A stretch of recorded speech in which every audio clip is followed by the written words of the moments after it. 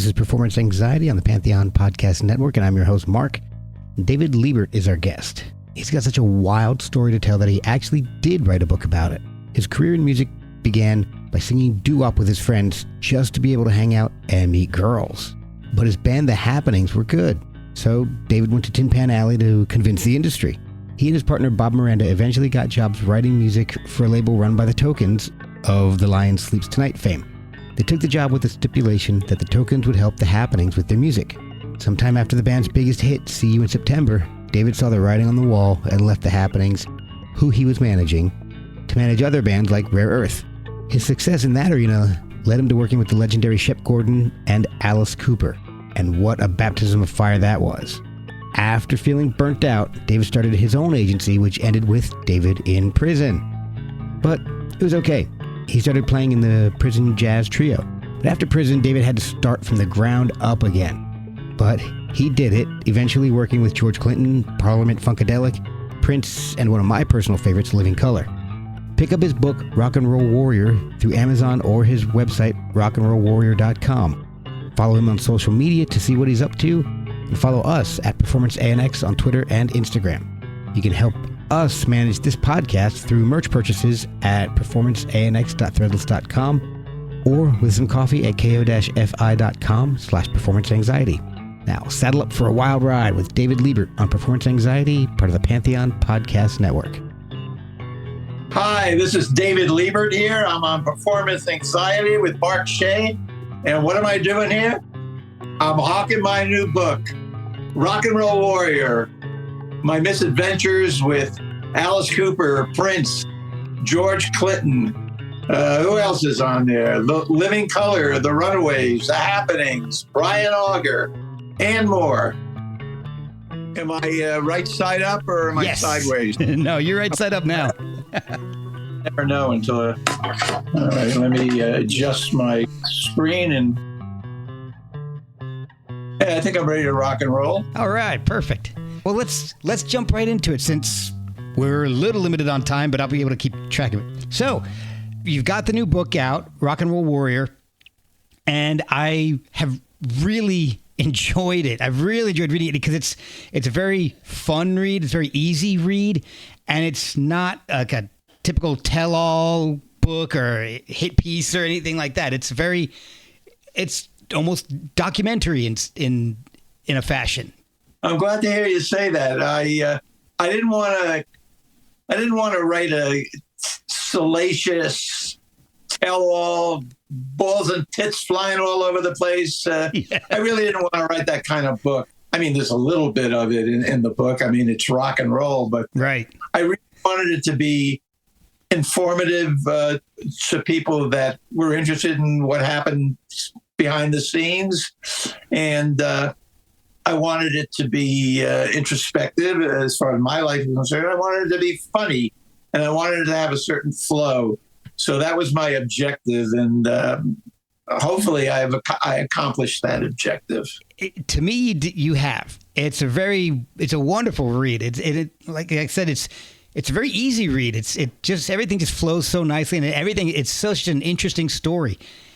And I want to find out how you got into music in the first place. I mean, I know through reading the book that you took piano lessons early, and was there a lot of musical encouragement in the house? My father, who was a lawyer by trade, played the violin, and he could play the melodies of any song he was familiar with. He could play by ear. Wow. And my parents soon recognized that I had that same particular talent. So they didn't pressure me, but they lightly encouraged me that I should perhaps take piano lessons. It sounded like a good idea at the time. Although there was one stipulation. If I agreed to take the piano lessons, I couldn't quit until they said so. Oh. Agreed.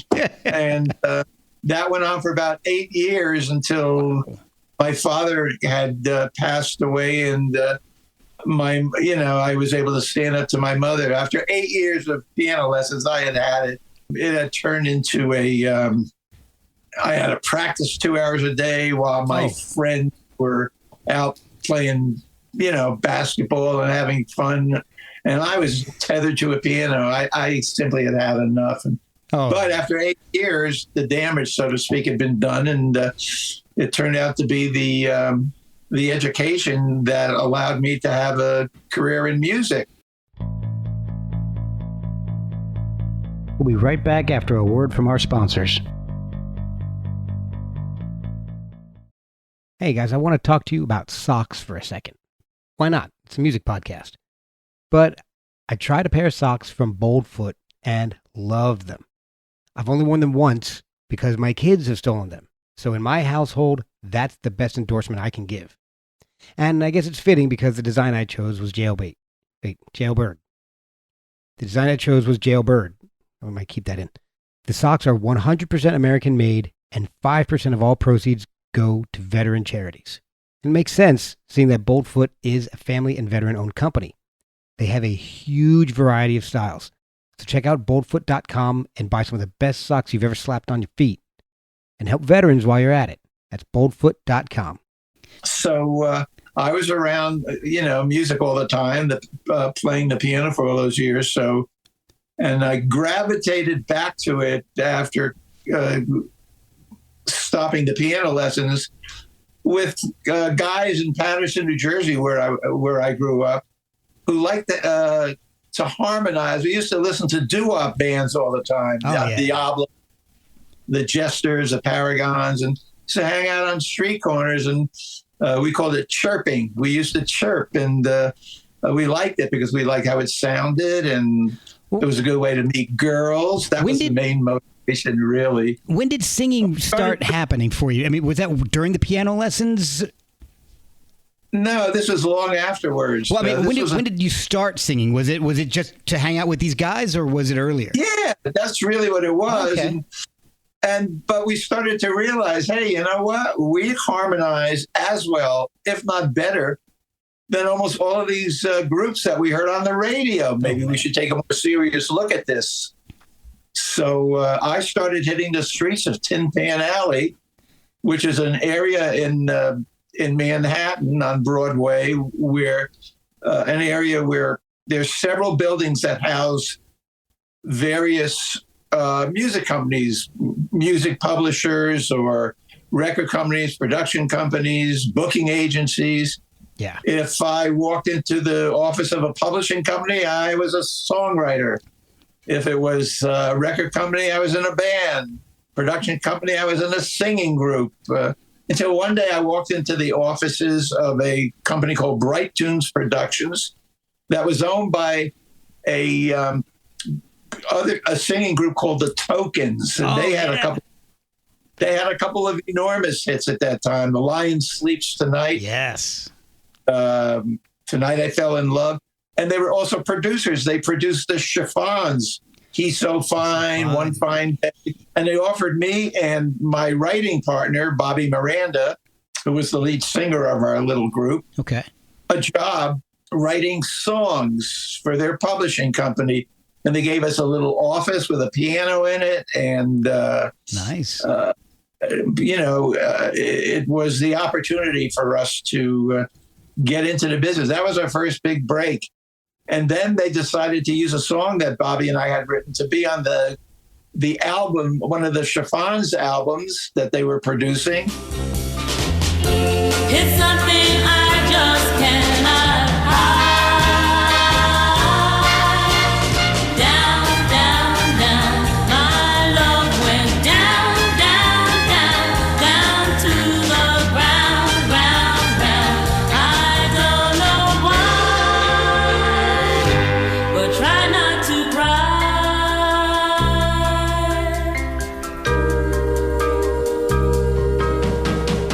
This was a huge thing for us. They own publishing, but here we were with a song on an album of this big hit group, the Chiffons. Yeah. And if that weren't enough, one of the songs that Bobby had written, one of the few songs he had written on his own, caught the eye of the producer of Jerry and the Pacemakers, this English group, and they decided to have it released as their single off their new album. And this was almost beyond belief, because it turns out that the producer of Jerry and the Pacemakers was George Martin, who also produced the Beatles. Man, That was just almost beyond imagination for us. mind blowing for you guys. Yeah. So we started to be looked upon as, up and coming songwriters. Yeah. And one of the things that the Tokens had agreed to when we took that job for $25 a week each, by the way, was that they would produce The Happenings, the group that Bobby and I were in. And that eventually led to them recording us singing "See You in September," and I got rhythm, and they ended up producing a bunch of hits with us. I'll be alone each and every night. While you're away, don't forget to write. Bye-bye, so long, farewell. Bye-bye, so long. See you in September. See you when the summer's through. Here we And See You in September almost didn't happen, right? And was all this after, cause you had joined the Air Force at one point. So was this all after your time in the Air Force? No, this was prior to. Oh, okay. I sort of, when I was hanging out on the street corners singing doo-wop with my friends, I was about 13 or 14 years old. Okay. Maybe a little bit older, 15, 16. By the time I got to the Tokens, I was more like 22 years old, maybe 23. So it was in between that period of time that I had joined the Air Force, because my life was going nowhere. My mother said, get a job, go to college, or join the Air Force. And it sounded like the lesser of three evils, because if I wasn't going to college, there was the draft then. You couldn't avoid military service like you can today. And I thought it would, shake up my life. I felt my life needed a bit of shaking up. And it shook up my life all right. Oh, bet. Oh, my gosh. You ended up kind of, I guess, cutting ties with The Happenings and going more into the behind the scenes work, the tour managing, being booking agent. Was it just a difference of opinion on where the group wanted to go, or was there something more? It was that. It was a couple of things. We had gotten rid of our manager pretty early in the game, and we were managing ourselves. And basically, I was doing the managing. I assumed 99% of the responsibilities of managing The Happenings. So I started to learn about that end of the business, dealing with record companies and booking agents and concert promoters and PR firms. And when I started having creative differences with the rest of The Happening, they wanted to continue to be a nightclub act and play colleges. They thought they could do that for the next 25 years. Oh, man. But everything was changing at that time. It was like late 60s. FM radio, which was basically an unlistened to radio frequency band, all of a sudden, almost out of the clear blue sky, became the primary radio for these new burgeoning groups that were sort of AM unfriendly. Right. And were recording albums, not so much singles at the time. Everything was changing. Yeah. And I wanted The Happenings to apply what they did best, which was their harmony techniques, to new, more contemporary musical structures, like Crosby, Stills, and Nash was doing at that particular time. Okay. And the rest of The Happenings didn't really see it that way. So I started thinking, I've been managing The Happenings. I'm sort of learning a new trade. I like the music business. Maybe I can manage other bands or, do other things. I was pretty sure, Mark, that I couldn't be a Happening forever. Right. So that was really what prompted the transition from one side of the mic to the other. Well, it worked out because, like you say, if The Happenings wanted to go that route, that was a dead end. It was, as far as I was concerned, yeah. So at that point, you started managing other bands. Is that was Rare Earth the first band that you started working with after the happenings? Well, I did a couple of things after I left the happenings. I worked for a management company in New York. This company managed Johnny Maestro and the Brooklyn Brooklyn Bridge. Yeah. They managed the stair steps. Ooh, child. You know that one? Oh, yeah. And so I gained some experience there. And then I became the house booker for this club in Long Island. And then I started managing a guy named Exuma the Obia Man, this Bahamian. It was pretty wild.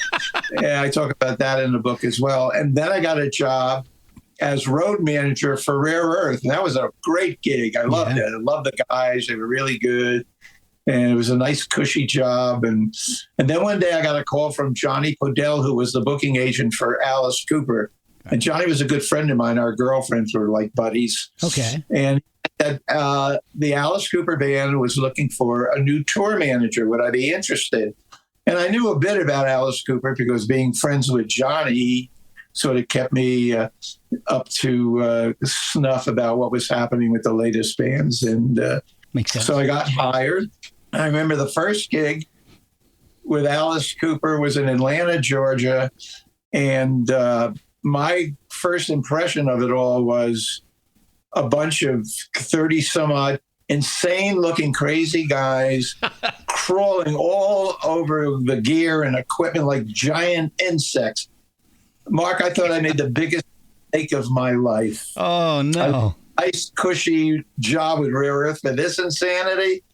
And Shep Gordon, Alice Cooper's manager, said, look, just, observe, watch what's going on. You'll get the hang of it. Okay. And he was right. After a few days, things sort of started to fall into place. And by the end of the week, I did have a pretty decent handle on what was going on. And it turned out to be the job of the century. I mean, it was a great job. I ended up traveling all over the world with one of the biggest bands in the world. And so that was the early 70s then? 72. I got hired in the beginning of 72. Okay. So that's quite the tour to break in with Alice Cooper on. That's right. That's right. Pretty intense. This was their most formidable years. And it was a great job. I love these guys. And, Alice Cooper was really the first band that carried their own production, sound, lights, staging, props, and all kinds of effects. So basically my job was to make all of that become a well-oiled machine and run smoothly and efficiently and make it as easy and as fun for everybody on the road as I possibly could. That was my job. How's that for a job? That's amazing. And it's funny, as a quick aside, you mentioned Johnny Podell, and I heard the very first time I heard that name was actually a song written about him. And I've always wondered about that guy ever since the mid-90s. A guy named Francis Dunnery wrote a song called the Johnny Podell Song. Johnny, Johnny, Johnny, Johnny.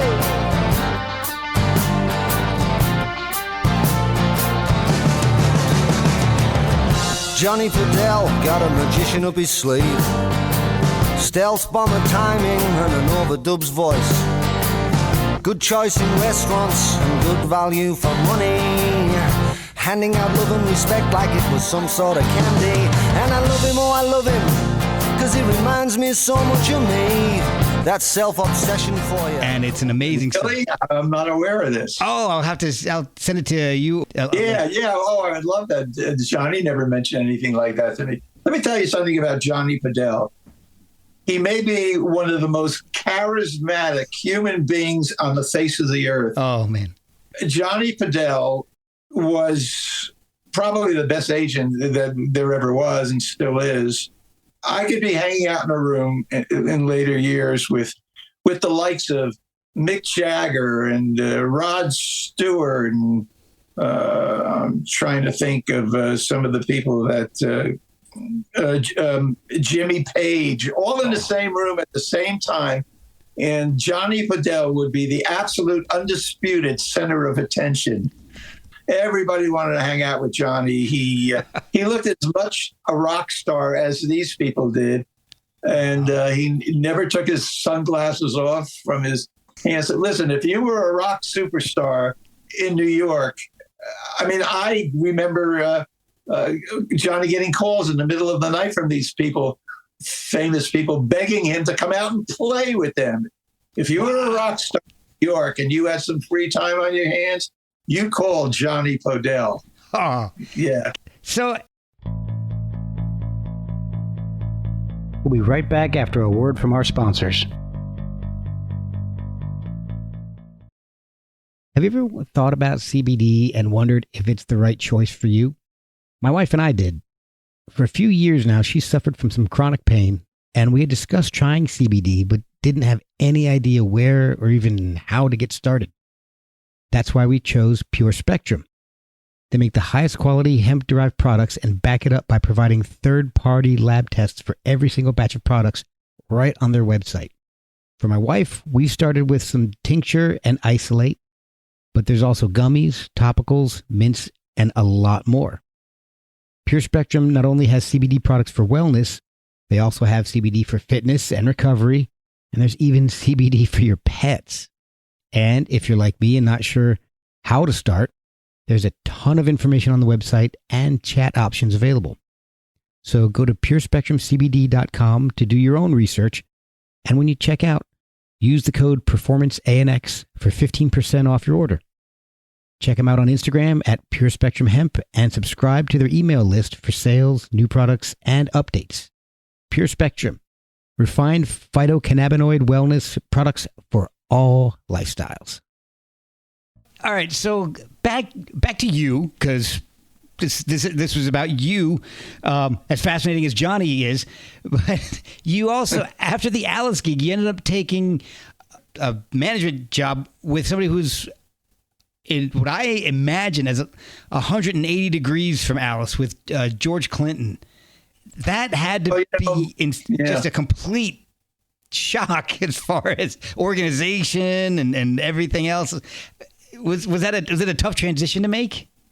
No, it was an easy decision. So when I finally, after every Alice Cooper tour, I would quit, and Shep Gordon would bribe me back with more salary increases and more bonuses to stay, and he would bribe me back with each tour. I was getting burned out. I mean, every time a tour ended, I felt that a few years had been subtracted from the end of my life. I wanted to finally, after 4 years, there simply wasn't enough money that he could bribe me with to keep me from leaving. That's how I left Alice Cooper, and it was a little bit contentious too, because I think that Shep felt I was leaving him in the lurch. But Shep Gordon is the world's greatest rock and roll mentor. 99% of what I learned from the music business, I learned from Shep Gordon. And it was just time for me, I felt, to apply this knowledge and experience to other endeavors in the music industry on my own. Mm-hmm. So I quit and started looking for a job. I went to record companies, concert promoters, booking agencies. Nobody would give me a job. Really? Nobody. I don't know if it was they thought I was perceived as being difficult or I did a bad interview. Whatever it was, I couldn't give myself away. Wow. Well, actually, that's not quite true. In the end, I could give myself away, and that's exactly what I did. If you recall, I mentioned that I was the road manager for Rare Earth.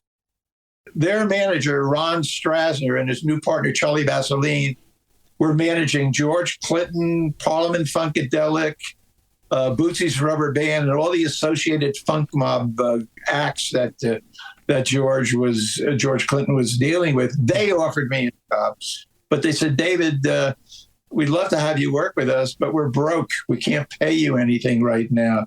But we got some stuff here that really looks like it's going to be big time. So if you'll hang in there with us, we'd love to have you aboard. And did my due diligence and did my research, and I realized that all of this funk stuff was on the brink of just exploding. So I took the job. Okay. That led to me opening up an agency, first booking Boosie's Rubber Band, and since they were the opening act for every George Clinton show, I knew I'd be able to make a living even at the very beginning. And then I built the agency. I added the Runaways, Evelyn Champagne King, the Dead Boys. Oh, wow. Yeah, that was interesting. And eventually, Parliament Funkadelic and George Clinton himself. Wow. So that became the David Libert Agency became a real agency, and I had quite a run with George and all these other people. It was great. You know, some people say, how can you do Alice Cooper and then do George Clinton, and now you just threw in the Dead Boys? It's all applicable to all of these bands. It's the same infrastructure. And if the music is good, it's good. And if people want to see it, they'll want to see it. And all of the things that I learned over the years was applicable to every band that I was ever involved with. Yeah, there may be a slight edge of something going, this way instead of that way, because nobody's exactly the same. Yeah. But it pretty much worked for everybody. One of the things that I found fascinating about the book was your openness about everything, including some mistakes, like ending up in prison. I mean, not everybody would be open to talking about that, and you're very open about it. It's really incredible. It's a wild story, and we don't have to give everything away. But did your time in music help you out at all while you were spending time in prison? Well, I did play bass in the jazz trio. That was kind of, listen, in life, for most people, there are ups and there are downs. For sure. And going to prison certainly was a down. I, of course, tried to make the best of it. I was there. I wasn't going anywhere. It was a chapter in my life.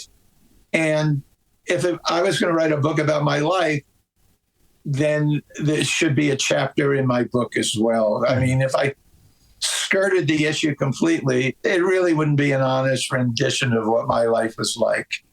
And quite frankly, when I got out of prison, somehow or other, I got it all back anyway. And as I'm talking to you, somehow or other, I'm almost 80 years old, I landed on my feet. Maybe was it dumb luck, grace of God? Who knows? But I did. I landed on my feet. I'm enjoying a life of leisure with my girlfriend out here in the Southern California desert near Joshua Tree, living with our 3 rescue dogs. We've become animal rights activists. Wow. That makes any sense? Yeah. Probably not. How difficult was it to work your way back into the music industry after you were able to get out of prison? Was it difficult, or was it like, I don't know, badge of honor? I mean, how tough was it? Not a badge of honor. It was sort of a humbling type of thing. Yeah. When I got out, I started to work as a handyman. A lot of my friends were sort of blue collar guys, and sometimes I would help them out. They were construction. They did construction or electrical, plumbing. And incidentally, I hired a lot of those guys for Alice Cooper when I was the road manager, because I knew that they would really do a great job. Oh, that's awesome. So I knew sort of the rudimentary skills of those kinds of blue-collar trades. So I became a handyman, ran an ad in the local recycler newspaper, as they called it. Right. And somehow or other, I sort of edged my way back into the music business. One of my friends, attorney Alan Oken, was working at A&M Records as the director of artist relations, and we decided, let's open a management company. Let's see what happens. And we were sort of looking at groups at the time, and from that, Available Entertainment, which is our company, which still exists today, we started handling bands and ended up managing George Clinton after not being with him for a dozen years or so. And then we added other people like Living Color, one of the greatest live bands that ever existed. Yes, there. I have wanted to ask you about that. I know a lot of people want to find out about the Guns N' Roses story, which we can tease it a little bit, but we can leave that one for the book because that's a great story. Working with Prince. What I was fascinated about was working with Living Colour because they're one of my favorite bands. How did you end up working with them? I got a call one day from. I was managing. What's the name of the band? A band, and they said you should call this. You should call this guy Will Calhoun. He's the drummer of the of Living Colour. They're kicking around the idea of getting back together again. Okay. So I gave Will a call. And by the way, Will and I are like best friends today. Oh, that's awesome. And I said, why don't I put a tour together on the West Coast? And it'll be sort of a litmus test to see if there's still interest in the band. Because they had broken up like a dozen years earlier. Nobody really knew. Okay, but I had a band this good. They don't just fade away into oblivion. No, so this was like Kaleidoscope era then. Yeah. Okay. It's I know what it was. It was one of the people from Mother's Finest told me to call Will Calhoun. Oh, okay. I had been managing Mother's Finest at that time as well. Okay. So I put a tour together, a little 10-day tour, West Coast tour together, and they virtually sold out every show. So, yeah, we knew they were back and they were going to be. And then besides Living Colour, I started managing Vanilla Fudge. Wow. That was pretty amazing. And Brian Auger, I don't know if you know who he is. Yes. Hammond, a great B3 English and several other people. And some started our own record company, Cabana Boy Records. And somehow or other, we were back in business. Oh, and then I think I mentioned it. We ended up managing George Clinton and Bootsy's Rubber Band as well. Yeah. So it all kind of came around. It's full circle. We were cooking. Oh, that is awesome. And you ended up working with Prince for a while at one point. So how did you get hooked up with Prince? I was managing Sheila E. Okay. And she was, of course, produced by Prince himself, and she was the support act for the Purple Rain tour. Right. Cavallo, Ruffalo, and Fernoli were the managers of Prince, and they were also managing Sheila E. And Prince went to them one day and said, find someone to manage Sheila E. because you guys aren't going to have time to manage her. You're going to be too busy managing me. So they, Steve Fernoli reached out for me. Steve and I were sort of friendly because I got him a membership into El Privado, which was a very hotsy-totsy club in L.A., which, by the way, was owned by Alice Cooper and Shep Gordon. So I was able to use my influence to get him a membership here. He didn't forget. And so they hired me to manage Sheila E. And I got, very much involved. I was on the Purple Rain tour for most of the dates with her and got to know Prince. And that's all in the book, too. It was rather interesting because Prince can be pretty brutal with people. I've heard. Where Alice Cooper ruled out of love, Prince ruled out of fear. Maybe it was because he's rather diminutive in stature. He's only about 5'2", but he was rough on everybody. But he was very nice to me.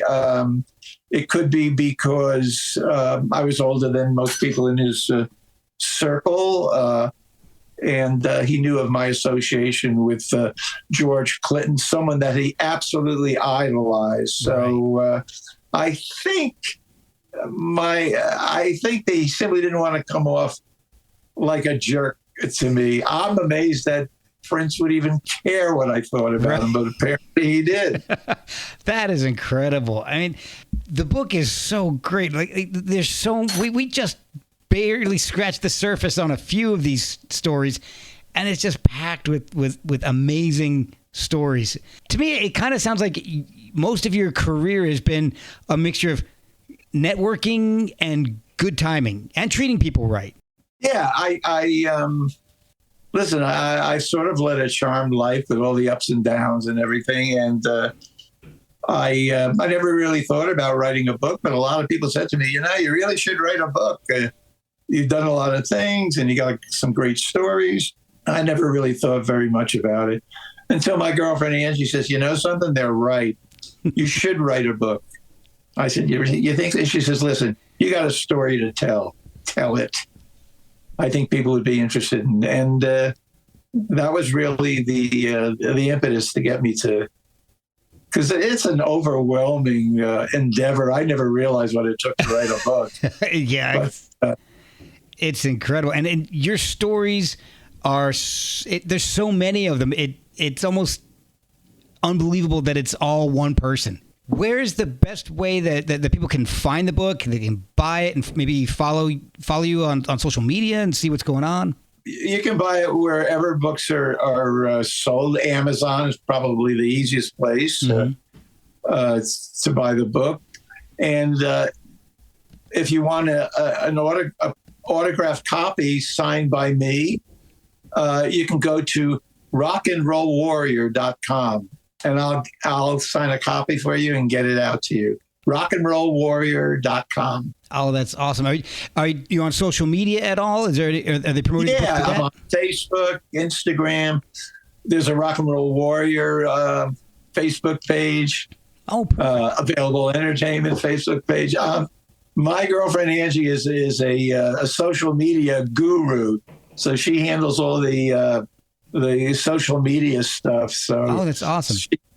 So yeah, I have a pretty good presence on social media.